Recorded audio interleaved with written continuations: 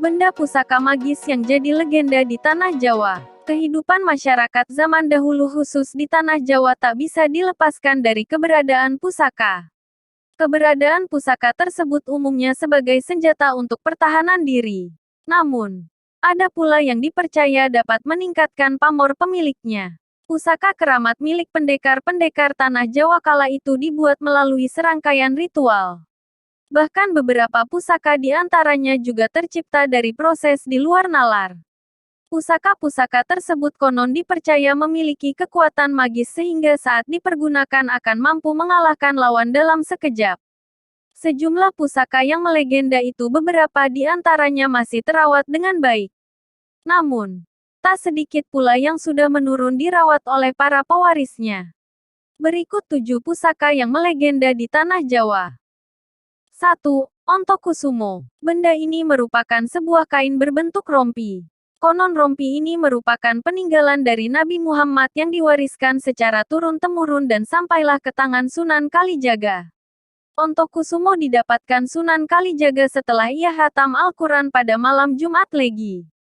Saat itu Sunan Kalijaga bersama wali lain tengah berkumpul di Masjid Agung Demak dan tiba-tiba mendapati sepucuk surat yang berisi pesan jika ia akan memperoleh hadiah berupa rompi terbuat dari kulit kambing peninggalan Nabi Muhammad. 2. Keris Kiai Carubuk. Pusaka Sunan Kalijaga ini berupa keris bernama Kiai Carubuk. Keris Luk-Lekuk 17 ini dibuat oleh sahabat Sunan Kalijaga bernama oleh Empu Supamandagri, seorang pandai besi kenamaan dari kerajaan Majapahit. Saat pembuatannya konon Sunan Kalijaga hanya menyerahkan bahan mentah berupa besi seukuran biji salak. Dengan keterampilan dan kekuatan kanuragan yang dimiliki Empu Supamandagri akhirnya keris tersebut dapat rampung digarap. Kiai Carubuk ini ditempa dengan bara dari sumber api abadi Merapen di Godong, Kabupaten Grobogan, Jateng.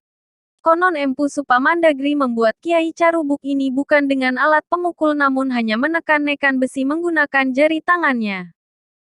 3. Tongkat Kalimasada. Sunan Kalijaga memiliki sebuah tongkat yang selalu setia menemani setiap pengembaraannya. Dari tongkat ini banyak peristiwa di luar nalar terjadi. Seperti terciptanya mata air maupun munculnya api dari dalam tanah setelah benda pusaka tersebut ditancapkan ke bumi. Konon tongkat warna hitam milik Sunan Kalijaga berasal dari kayu Kalimasada. Pohon kayu Kalimasada ini berasal dari Pulau Karimun Jawa, Jepara, Jateng. 4. Keris Kanjeng Kiai Ageng Kopek. Keris ini merupakan pusaka utama di lingkungan Keraton Yogyakarta. Pusaka ini hanya dipegang oleh Sultan yang tengah bertahta di Keraton Yogyakarta. Keris Kanjeng Kiai Ageng Kopek ini pralambang Sultan sebagai pemimpin rohani dan duniawi. 5. Keris Kanjeng Kiai Joko Piturun. Pusaka ini berada pada urutan kedua dunia keris di lingkungan Keraton Yogyakarta. Kanjeng Kiai Joko Piturun akan diberikan kepada putra mahkota Keraton Yogyakarta. Disebut-sebut keris ini pernah dimiliki Sunan Kalijaga yang ditempa oleh pandai besi kenamaan di Kerajaan Demak. 6. Tombak Kanjeng Kiai Pleret. Kanjeng Kiai Pleret merupakan tombak milik Danang Sutowojoyo atau Panembahan Senopati pendiri Keraton Mataram, sekarang menjadi Keraton Yogyakarta. Konon Kanjeng Kiai Pleret ini merupakan sperma dari Syekh Maulana Maghribi. Saat itu Syekh Maulana Maghribi tak sengaja melihat adik perempuan Sunan Kalijaga, Rasa Wulan yang tengah mandi di sendang beji. Sperma Syekh Maulana Maghribi kemudian menetes ke air sendang hingga akhirnya Rasa Wulan menjadi hamil. Tetesan yang lainnya tiba-tiba mengeras dan kemudian berubah wujud menjadi sebuah mata tombak yang kemudian dinamai Kanjeng Kiai Pleret. 7. Tombak Kanjeng Kiai Baru Klinting. Pusaka ini juga berupa tombak bernama Kanjeng Kiai Baru Klinting. Tombak sakti ini pernah dipergunakan seorang abdi dalam keraton bernama Kinaya Dharma untuk menumpas pemberontakan yang dipimpin Adipati Pati Pragola. Tombak ini merupakan titisan dari naga Baru Klinting.